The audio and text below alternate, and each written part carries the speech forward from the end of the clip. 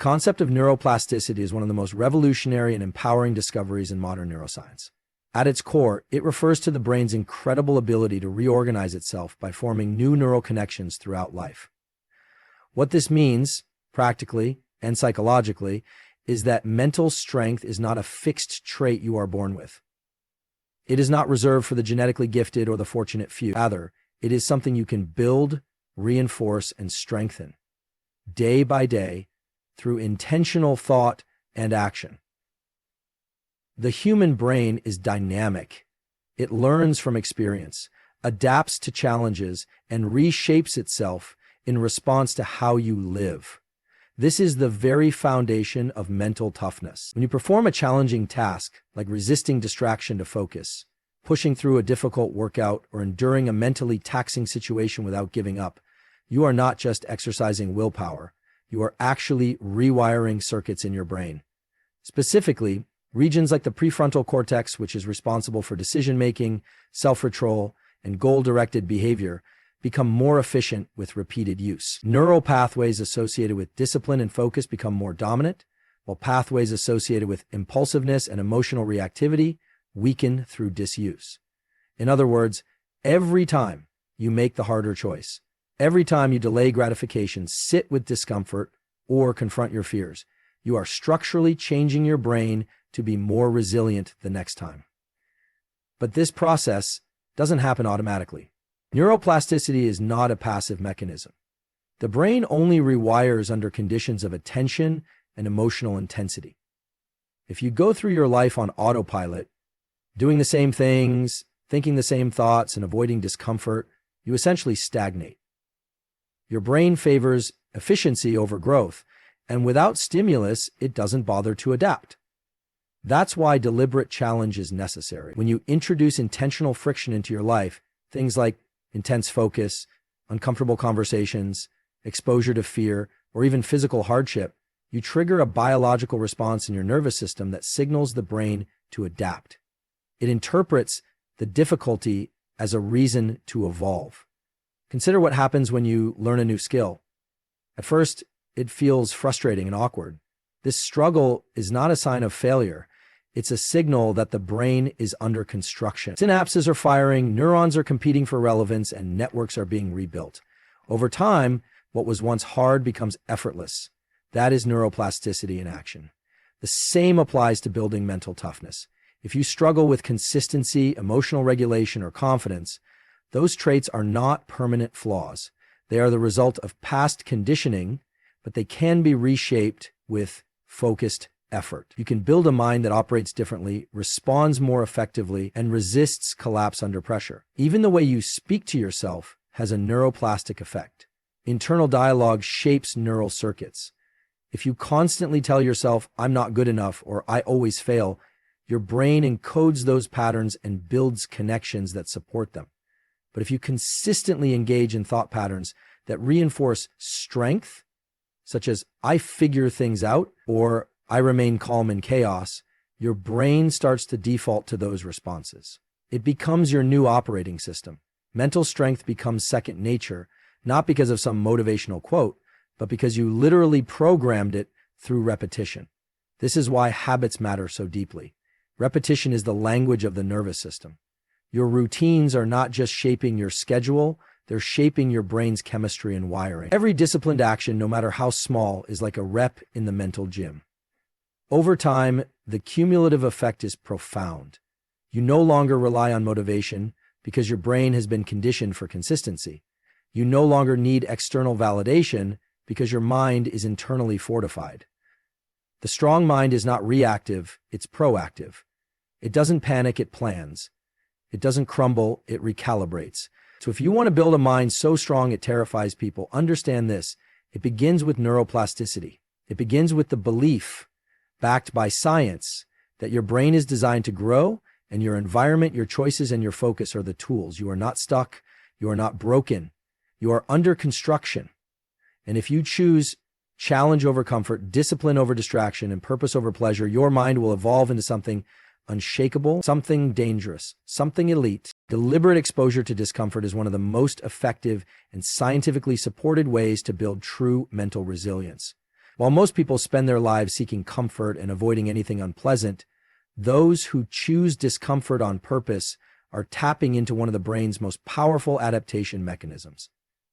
The nervous system, especially the autonomic nervous system, responds to stress and discomfort in predictable ways when you deliberately expose yourself to controlled forms of stress, such as cold exposure, fasting, intense exercise, or high-stakes decision-making. You're not just testing your willpower, you're training your brain and body to stay regulated under pressure. Let's examine what happens during discomfort. Your heart rate increases, your breathing becomes shallow, stress hormones like cortisol and adrenaline are released, and your brain activates regions associated with survival. Is the stress response, and it's completely natural. Most people interpret this response as a sign to stop, to retreat, or to avoid the situation entirely. But what separates mentally strong individuals is how they interpret and respond to that discomfort. Instead of fleeing from it, they learn to sit with it. They learn to regulate their breathing, focus their attention, and maintain control in the middle of chaos. This is not an abstract idea. It is a biological skill that gets stronger the more it is trained. Take cold exposure as an example. When you deliberately step into a cold shower or ice bath, your body's immediate reaction is panic. Your heart races, your muscles tense, and your mind screams for relief. But if you learn to control your breath and stay calm in that environment, you teach your nervous system a crucial lesson. I can stay composed under pressure. The ability to downregulate the stress response is a trainable skill, and it carries over into every area of life, from public speaking to athletic performance to crisis decision-making. In other words, you are conditioning your brain to become comfortable being uncomfortable. Similarly, fasting or delaying gratification trains your brain to separate urges from actions. Most people are slaves to their impulses. They feel hungry, they eat. They feel angry, they lash out. They feel tired, they quit.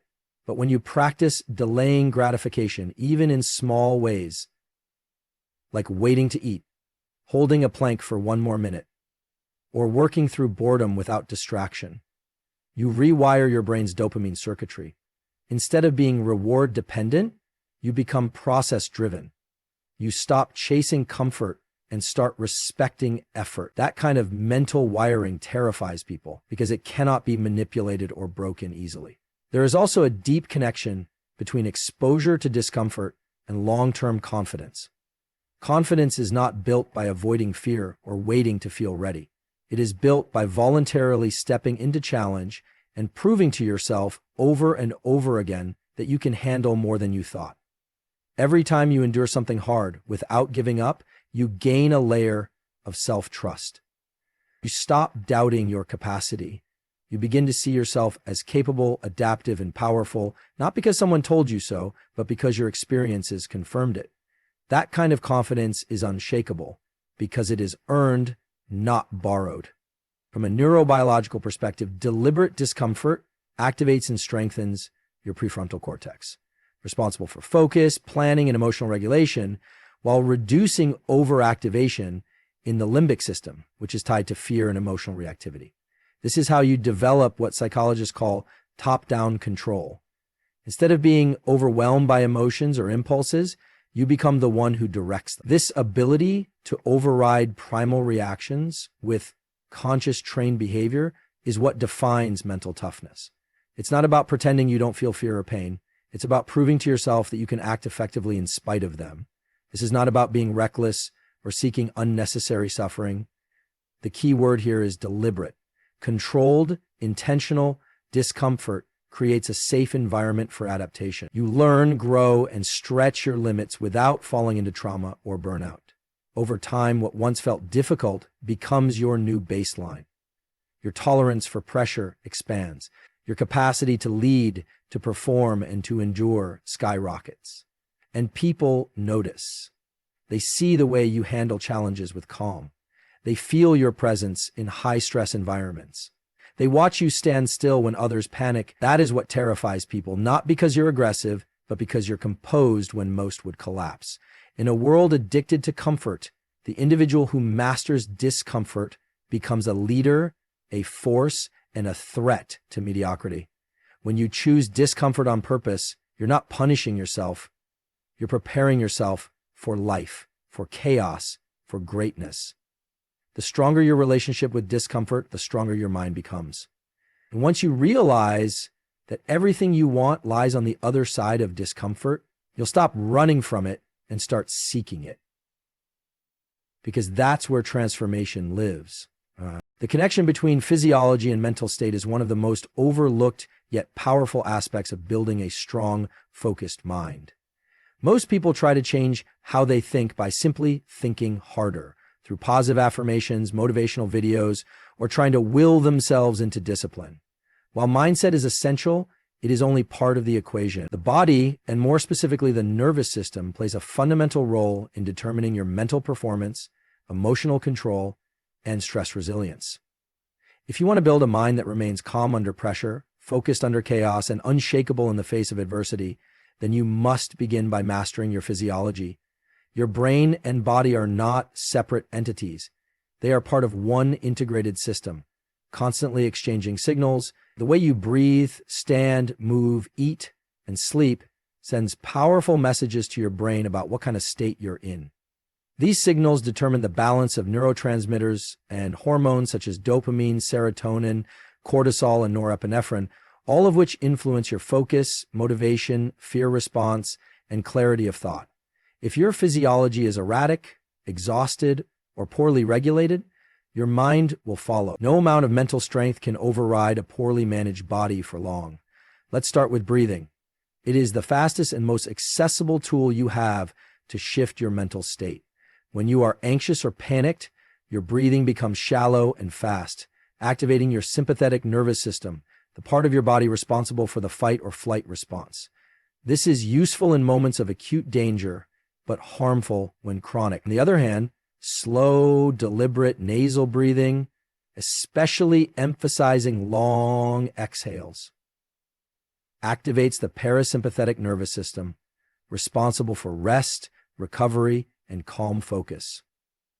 By simply controlling your breath, you can regulate your internal state and train your brain to stay grounded during pressure.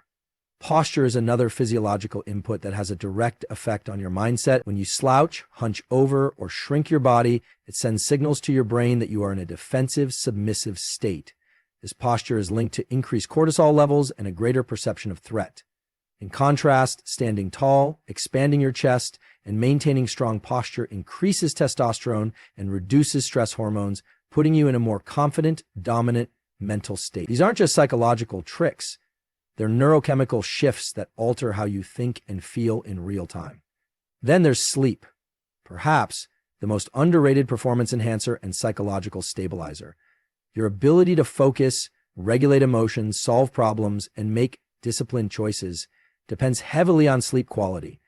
Even a single night of poor sleep can reduce prefrontal cortex function, making you more impulsive and reactive.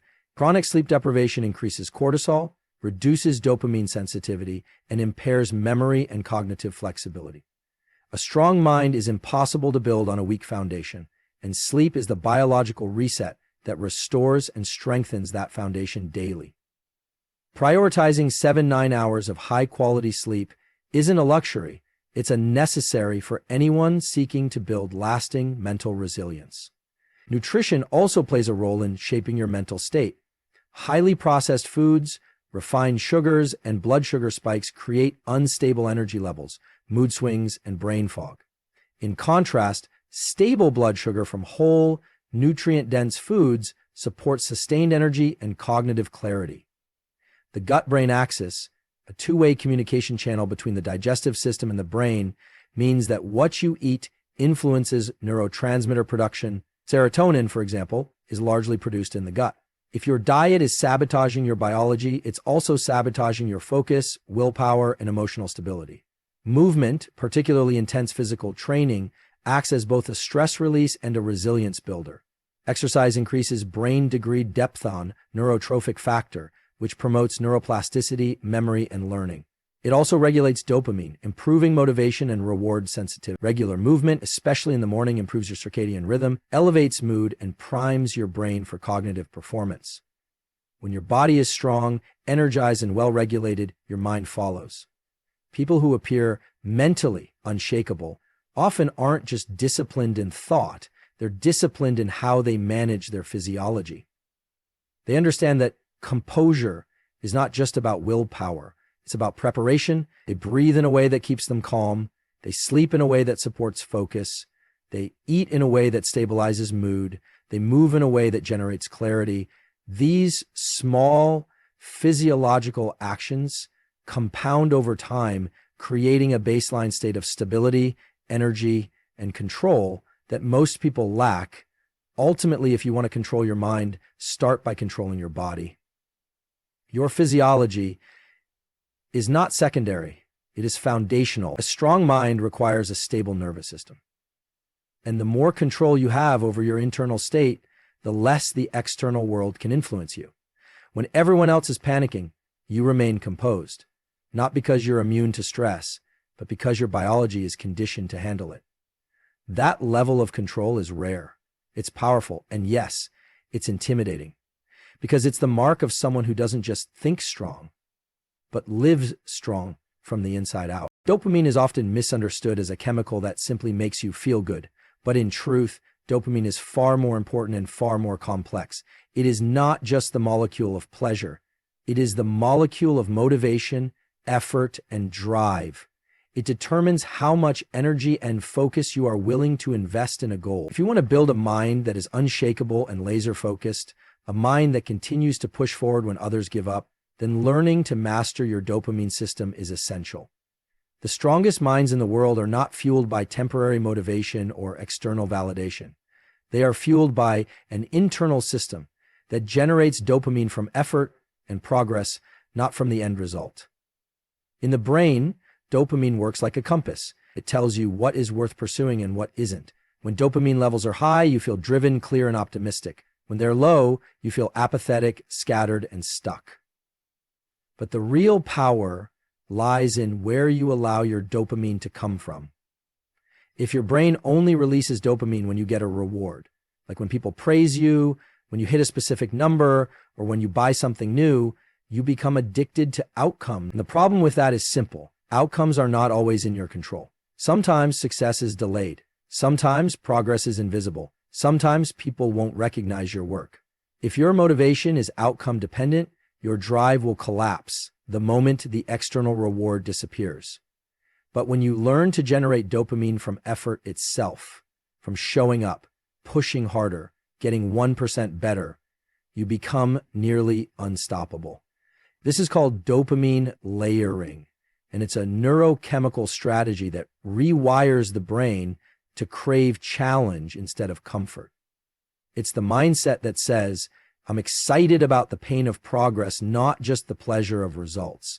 Every time you reward yourself internally for the grind, for the workout, the study session, the uncomfortable conversation, you are teaching your brain that effort is a reward in itself. This builds consistency, discipline, and long-term grit. Neuroscientific research shows that the brain releases the most sustainable and useful forms of dopamine, not when the goal is achieved, but during the pursuit. This is why athletes, creators, and high performers often feel empty after winning a trophy or reaching a milestone, because their dopamine was tied to the destination, not the journey. But those who learn to love the process never run out of fuel. They can train longer, focus harder, and endure more because their brain is being rewarded every step of the way. That's the key to mental toughness, linking your identity to the pursuit of mastery, not just the moments of success. Another important aspect of dopamine is its role in focus. When your dopamine system is healthy and well-regulated, you can lock in for long periods, ignore distractions, and stay engaged with deep work. But when it's hijacked by overstimulation, constant scrolling, junk food, digital noise, your receptors become desensitized. You start needing more and more stimulation to feel engaged.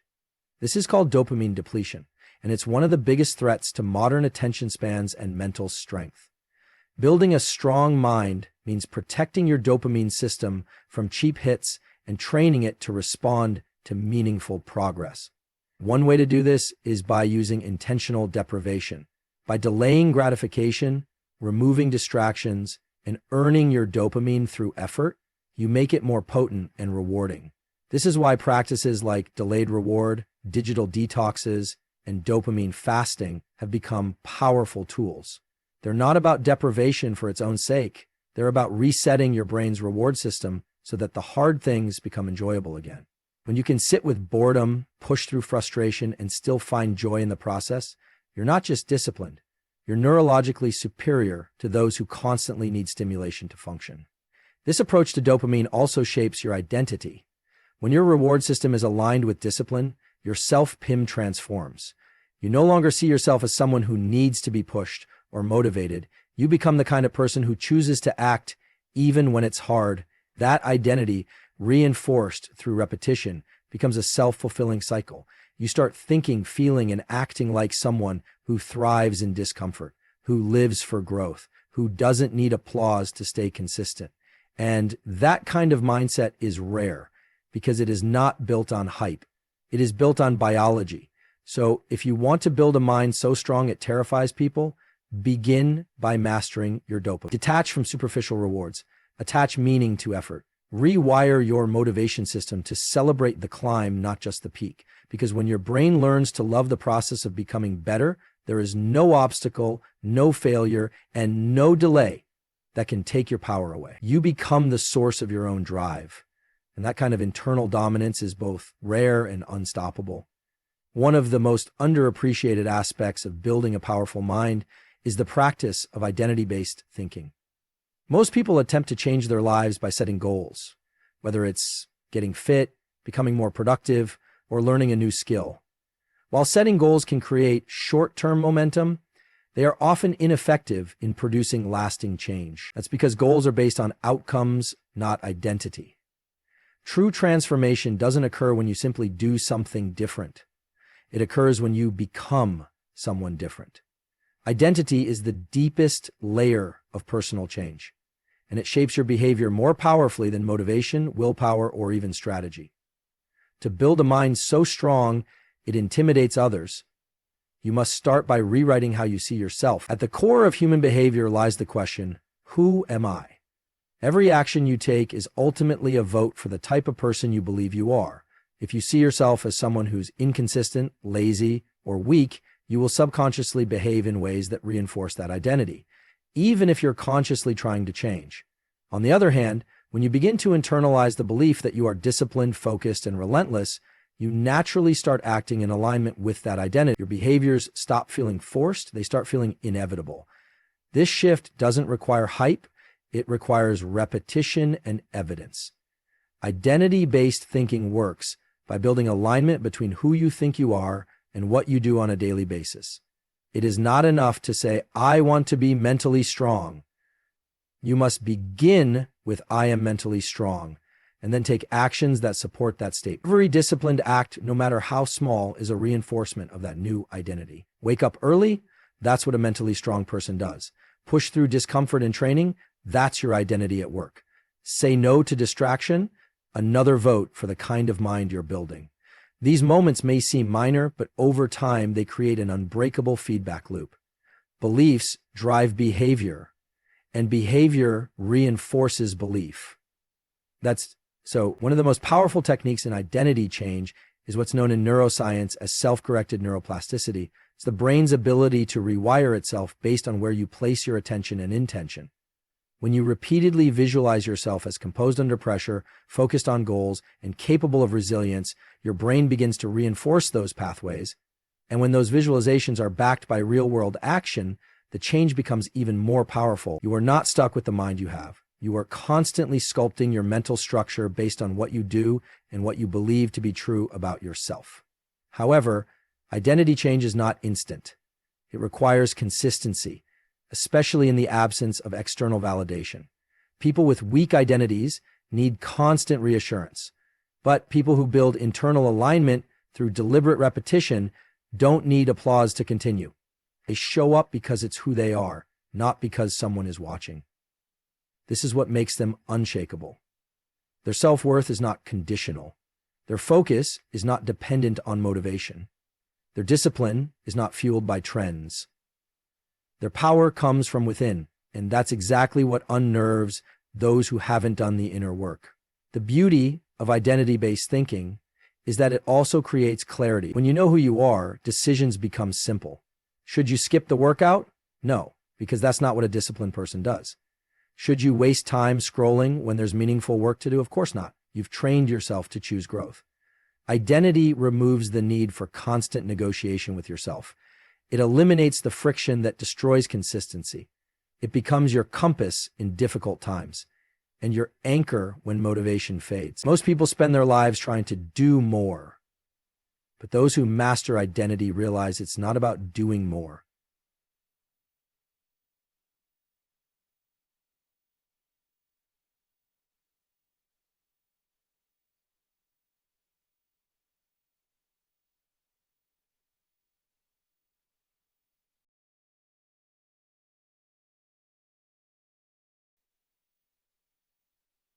You stop chasing discipline, you become it.